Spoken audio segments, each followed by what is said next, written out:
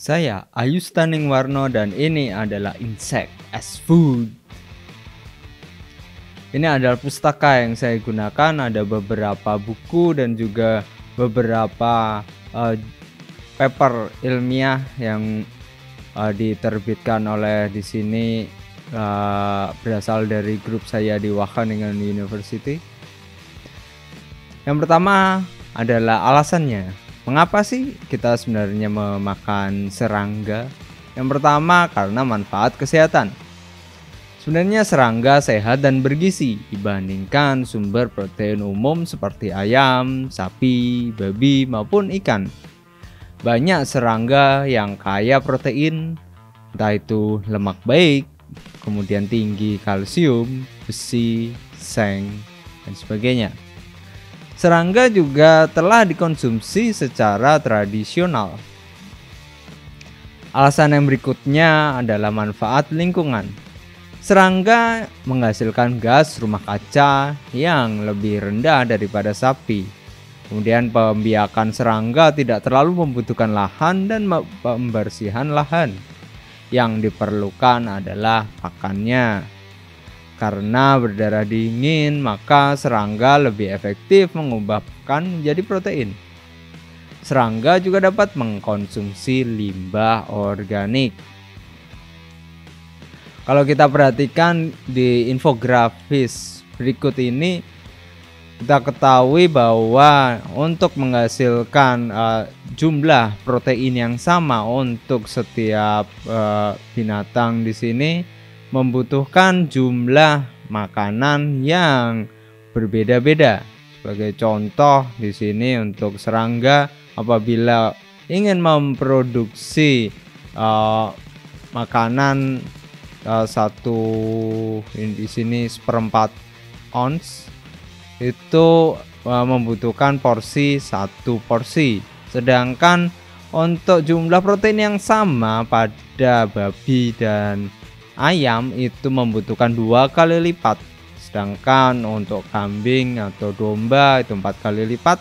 Sedangkan pada sapi dan hewan besar lainnya itu sangat lebih banyak. Di sini 1, 2, 3, 4, 5, 6, 12 kali lipat. Begitu pula dengan air yang dikonsumsinya untuk memproduksi di sini per gram protein. Di sini kita amati untuk serangga itu hanya membutuhkan 0,8 galon. Sedangkan untuk di sini di peringkat kedua untuk protein dari tumbuhan sepertinya di sini kedelai itu 2 kali lipat. Akan tetapi pada hewan yang lebih tinggi termasuk di dalamnya di sini sapi itu membutuhkan berkali-kali lipat hingga 15,8 galon per gram protein. Kemudian di sini ada manfaat lainnya yaitu manfaat ekonomi dan sosial karena perburuan atau pembiakan serangga itu dapat dilakukan dengan teknologi rendah, modal rendah dan juga kemungkinan dilakukannya skala. Jadi untuk yang skala kecil, skala rumahan hingga yang skala mega industri. Dapat juga dilakukan oleh orang dari wilayah urban maupun di wilayah rural. Nah, di sini ada beberapa spesies dari serangga yang dapat digunakan untuk makanan maupun pakan.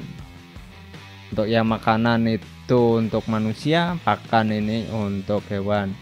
Di sini ada beberapa contohnya, termasuk di dalamnya adalah jangkrik rumah yang hanya digunakan untuk makanan, kemudian juga ada mealworm yang sini kita akan banyak bahas sampai belakang nanti. Kan tetapi ada beberapa jenis serangga yang hanya dapat dikonsumsi dalam bentuk pakan, jadi hanya untuk hewan. Seperti di sini jangkrik yang berasal dari Mediterania itu hanya untuk pakan. Begitu pula untuk Di sini lalat dan juga lalat hijau. Kemudian juga di sini sun beetle. Nah, kalau kita perhatikan proporsinya, serangga apa saja yang paling banyak dikonsumsi di sini, mayoritas adalah beetle. Di sini adalah ordo Coleoptera atau beetle atau kumbang dalam bahasa Indonesianya. Itu kemungkinan dalam bentuk dewasa seperti ini yang besar-besar ataupun yang masih dalam bentuk larva. Kemudian juga ada kupu-kupu, semut, bee dan juga wasp. Ada juga grasshopper dan locust yang hampir mirip di sini, yaitu belalang. Nah, di sini adalah ilustrasi gambar masing-masing serangga. Di sini yang paling umum digunakan adalah mealworm atau ulat kuning di sini. Kemudian ada silkworm, ada telur semut, ada juga belalang. Dan juga kita bisa perhatikan di sini untuk yang warnanya ungu adalah proteinnya, sedangkan yang warnanya merah adalah jumlah lemaknya per 100 gram. Di sini kita perhatikan bahwa serangga dari Australia ini yang ukurannya mungkin di sini sangat besar gambarnya, itu memiliki kandungan lemak yang sangat tinggi, 29 gram per 100 gram. Kan tetapi kalau kita perhatikan proteinnya juga tinggi sini. Ini gambar lainnya di sini yang jangkrik, kemudian ada rayap juga, kemudian belalang, kemudian di sini adalah bee. Kita perhatikan di sini yang bee ini atau lebah ini dalam bentuk larvanya. Apapun di sini tawon juga dalam bentuk larvanya, dan kalau misalkan kita amati di sini kandungan proteinnya sangat tinggi. Nah, di sini kita bisa amati persebaran orang yang mengkonsumsi serangga. Di sini dilihat dari jumlah spesiesnya yang dapat dikonsumsi. Di Indonesia di sini terpantau jumlahnya 50 hingga 100 spesies yang warnanya coklat di sini. Sedangkan yang paling padat di sini di Amerika Tengah, juga diikuti oleh sini Thailand dan juga Cina. Nah, kalau kita perhatikan di sini lebih banyak di daerah-daerah yang panas atau di daerah yang cenderung tropis. Nah, kenapa sih di negara yang tropis ini banyak serangga yang dapat dikonsumsi? Yang pertama, serangga cenderung lebih besar di negara tropis sehingga mudah diburu dan manfaatnya banyak. Kemudian yang berikutnya, di negara tropis serangga sering bergerombol dalam jumlah yang besar sehingga mudah dikumpulkan dalam sekali waktu perburuan. Berbagai jenis spesies serangga dapat ditemukan sepanjang tahun. Kemudian juga banyak spesies serangga di negara tropis yang memiliki waktu yang dapat diprediksi sehingga mudah untuk dipanen. Kemudian lokasinya pula yang dapat diprediksi, sebagai contoh ulat sagu dapat ditemukan di pohon sagu yang sudah tumbang di daerah Asia. Kemudian ulat bambu pasti ada di batang bambu. Kemudian kumbang kotoran itu ada di tumpukan kotoran, dan juga tentara rayap di gunung-gunungan rayap. Sini ada beberapa contoh kandungan energi dari beberapa serangga. Sini ada beberapa serangga yang cukup menarik untuk disebutkan, termasuk di sini adalah belalang Australia, kemudian semut hijau, sini ada semut hijau, kemudian ada juga rayap yang memiliki kandungan energi yang cukup tinggi dari 499, kemudian 535 hingga 1227 kilokalori per 100 gram berat bersih. Jadi cukup menarik ini. Yang berikutnya adalah kandungan proteinnya. Kalau misalkan kita amati, kalau kita mau bandingkan dengan daging di sini yang memiliki kandungan protein 19 hingga 26 gram per 100 gram berat segar, ini memiliki kandungan yang mirip. Misalkan di sini untuk belalang yang dalam bentuk larva, kemudian juga belalang yang dalam bentuk dewasa. Kemudian di sini juga ada kumbang kelapa, yellow mealworm yang tadi, kemudian juga cricket dan juga termites. Nah, di sini kalau kita amati gambar dari serangga yang memiliki kandungan protein tinggi, di sini Sphenarium purparensis. Nah, kemudian kita bisa amati juga ada kandungan komposisi asam amino yang cukup menarik apabila kita bandingkan dengan daging. Di sini serangga yang kita bandingkan sekali lagi adalah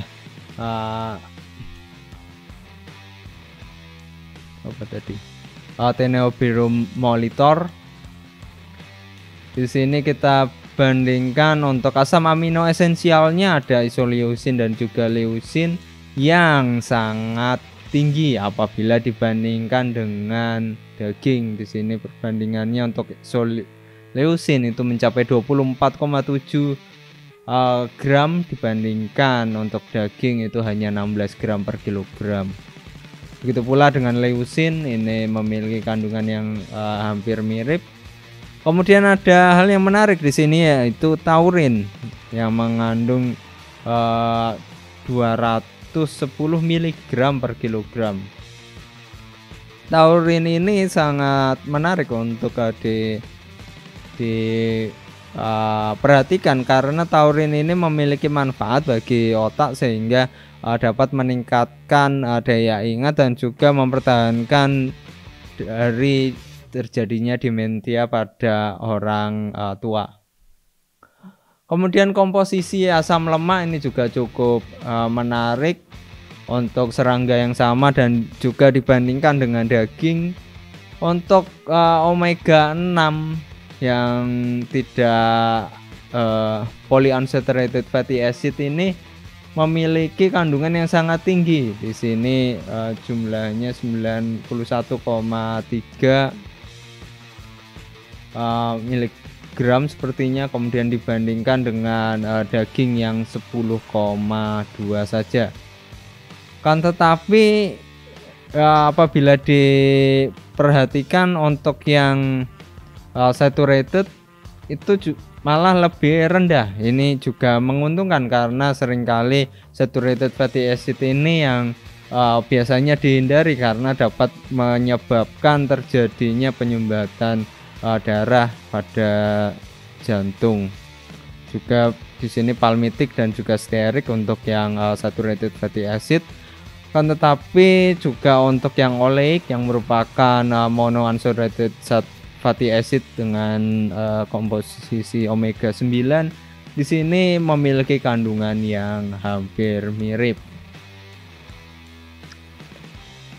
Nah, di sini kalau kita amati mayoritas serangga ini memiliki kandungan PUFA dan MUFA yang sangat tinggi, walaupun ada beberapa yang masih mengandung saturated fatty acid termasuk di dalamnya rayap, dan juga di sini adalah Imbarasia sp yang termasuk caterpillar ini.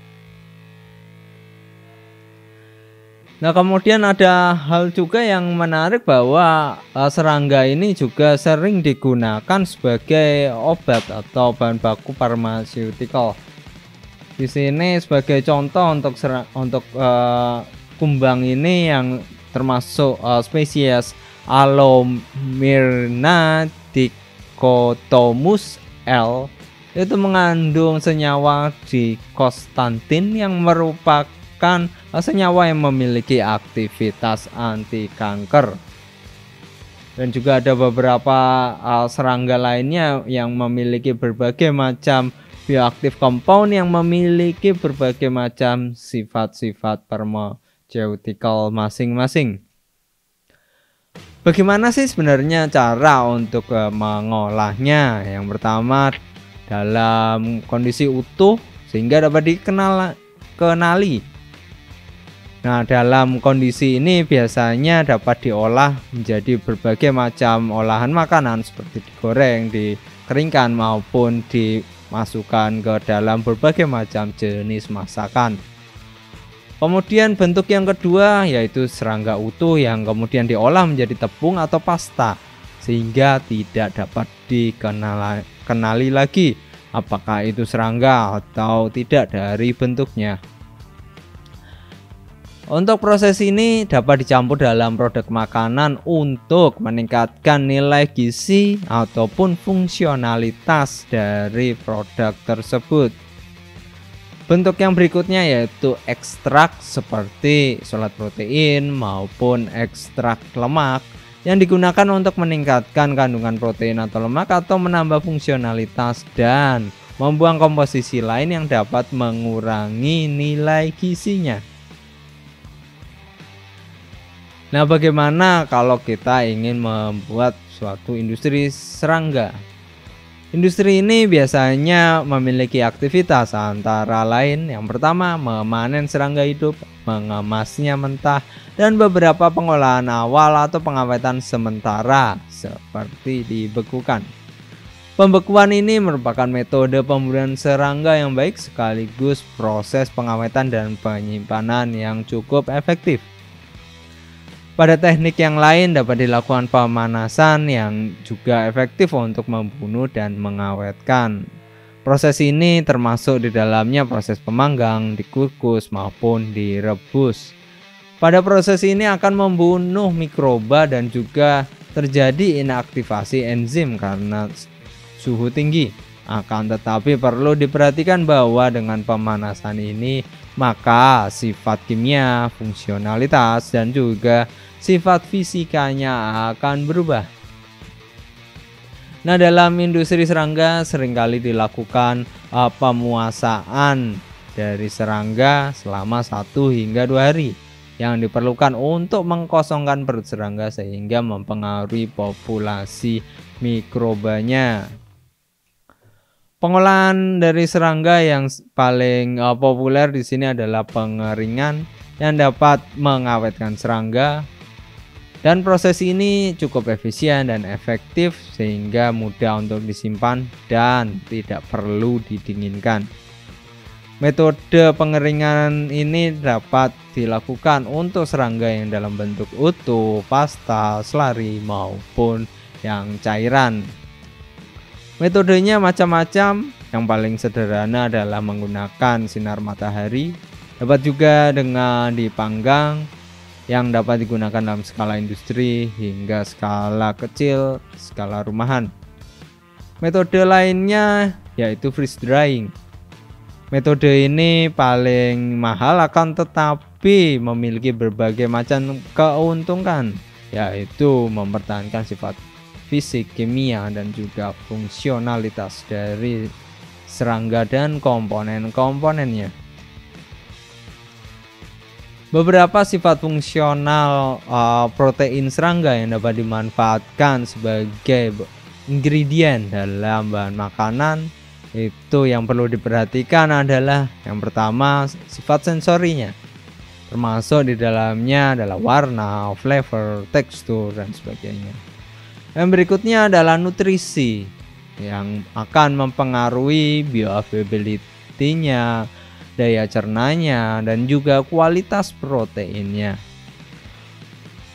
Sifat yang berikutnya adalah sifat fungsional, yaitu daya gel dari protein dan juga stabilitas buih apabila campurkan dalam produk. Yang berikutnya adalah hal yang cukup menarik apabila kita ingin menggunakan serangga untuk meningkatkan nilai gizi atau kandungan protein dari makanan, yaitu faktor konversi dari serangga ini yang biasanya dihitung dari kandungan nitrogen dari serangga tersebut. Nah, kandungan protein di berbagai serangga di literatur biasanya berbasis kadar nitrogen dengan nilai Kp 6,25. Akan tetapi adanya non-protein nitrogen atau NPN di serangga seperti kitin, asam nukleat, fosfolipid, dan juga produk ekskresinya contohnya amonia yang ada di jalur pencernaan itu dapat menyebabkan overestimasi. Sehingga pada penelitian disebutkan bahwa nilai Kp 4,76 untuk larva H. illucens yang termasuk Ordo-Diptera yang gambarnya di bagian kanan ini yang biasanya disebut black soldier fly atau BSF. Kemudian T. molitor, kemudian A. diperinus yang termasuk keluarga Tenebrionidae dan Ordo Coleoptera. Nilai Kp ini mirip dengan Kp untuk tanaman tropis yang ada di range 3,7 hingga 5 dan juga mikroalga dengan Kp 2,53 hingga 5,77. Juga pada biji-bijian dan kacang-kacangan dengan nilai Kp 5,09 hingga 5,38. Sehingga apabila dibandingkan dengan daging, ikan, dan telur itu akan lebih tinggi karena bahan-bahan tadi memiliki nilai antara 5,14 dan 6,26.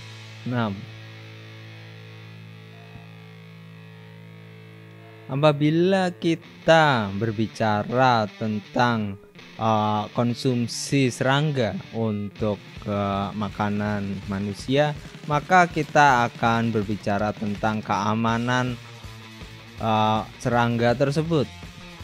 Karena serangga sering diasosiasikan dengan kontaminasi mikroba, termasuk di dalamnya adalah mikroba patogen, yaitu bakteri, virus, kapang, maupun protozoa, termasuk serangga tangkap maupun yang dibiarkan di kandang.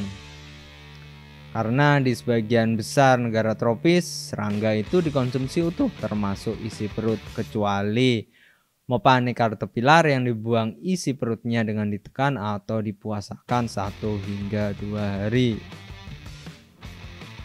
Pada serangga superworm atau Zooplanesmorio, yellow mealworm, wax moth, butterworm, dan jangkrik rumah, itu proses merebus serangga selama beberapa menit akan cukup membunuh Enterobacteriaceae, tetapi bukan sporanya. Tidak ada salmonella maupun Listeria monocytogenes yang ditemukan dalam sampel dan disimpulkan bahwa serangga tersebut tidak mengandung mikroba perut yang akan berbahaya bagi manusia. Akan tetapi tetap direkomendasikan untuk mengurangi atau menginaktivasi mikroba dengan cara memasak. Biasanya dapat dengan direbus dipanggang atau teknik pasteurisasi. Beberapa spesies serangga itu secara alami beracun sehingga harus dikonsumsi setelah ada pengolahan tertentu. Sebagai contoh di sini belalang di sebelah kanan ini yang termasuk spesies Zonocerus variegatus yang ada di Kamerun dan Nigeria itu harus dipanaskan suam-suam kuku dan diganti airnya sebelum dimasak. Kemudian ulat bulu itu sudah terkenal, bulunya harus dibakar dulu karena bulu tersebut beracun. Juga perlu diketahui bahwa telah ditemukan terjadinya bioakumulasi logam beracun dari lingkungan yang tercemar di sel beberapa tubuh serangga seperti pada lemak, eksoskeleton, organ reproduksi, dan juga pada jalur pencernaan seperti logam kadmium dan juga timbal di larva Tenobrio molitor yang mengkonsumsi bahan organik di tanah yang mengandung kontaminasi logam tersebut. Seperti mayoritas makanan yang mengandung protein, serangga juga dapat memicu reaksi alergi di manusia yang sensitif, yang reaksinya disebut immunoglobulin E atau IgE mediated. Alergi ini dapat menyebabkan eczema, dermatitis, rhinitis, konjungtivitis, congestion, dan sebagainya. Selain karena adanya riwayat atopi atau hipersensitivitas alergi, juga mungkin alergic sensitivity ini tumbuh melalui paparan jangka panjang yang biasanya melalui pernafasan maupun sentuhan. Reaksi alergi terhadap racun lebah dan tawon yang termasuk adalah alergen yang harus diinjeksikan itu telah diketahui dengan baik. Nah, bagaimana sih caranya untuk mempromosikan serangga ini sebagai makanan? Sini ada beberapa masalah. Yang pertama di sini disebutkan adalah faktor I, yaitu prasangka umum terhadap makanan serangga bukan dari sudut pandang gizi. Bahkan sejak abad 19 orang barat umumnya menganggap makanan ini menjijikan, primitif, dan juga tanda kemiskinan. Kan tetapi perlu diketahui pula bahwa arthropod seperti lobster dan juga shrimp di masa lalu itu pernah dianggap sebagai poor man food. Akan tetapi sekarang berubah menjadi makanan yang mahal dengan alasan mirip-mirip ini, yaitu tinggi nilai gizi, kemudian pengaruh terhadap lingkungan yang dapat berkontribusi terhadap perubahan persepsi. Kemudian keberadaan edible insect dalam kurikulum pendidikan, bahwa hanya baru-baru ini edible insect itu masuk ke dalam subjek pembelajaran, termasuk cara budidaya, perlindungan dan manajemen, faktor ekologi dan juga biologi serangga. Yang sudah ada adalah serangga dalam hal serangga sebagai hama yang sudah dipelajari lebih dari 35 tahun. Untuk itu paradigma yang baru ini perlu dilakukan. Nah, di sini ada beberapa contoh produk olahan serangga yang lokal maupun yang sudah umum dikenali. Sebagai contoh di sini sate ulat sagu Papua, peyek laron, jangkrik goreng crispy, belalang goreng, bacem ulat kipat Gunung Kidul, ulat bambu goreng, ulat sutat tumis, botok sarang tawon, peyek undur-undur darat, kipes goreng yang berasal dari Bali, gasir goreng, tortilla ulat kuning, dan juga oseng ungkar jati yang berasal dari Blora. Nah, apabila tertarik lebih lanjut untuk bertani serangga, ini sangat direkomendasikan untuk membaca buku ini, Insect as Sustainable Food Ingredient, terutama di chapter 6 Insect Mass Production Technologies. Terima kasih. Pertanyaan silakan ditulis di kolom di bawah, silakan komen, dan juga jangan lupa like dan subscribe.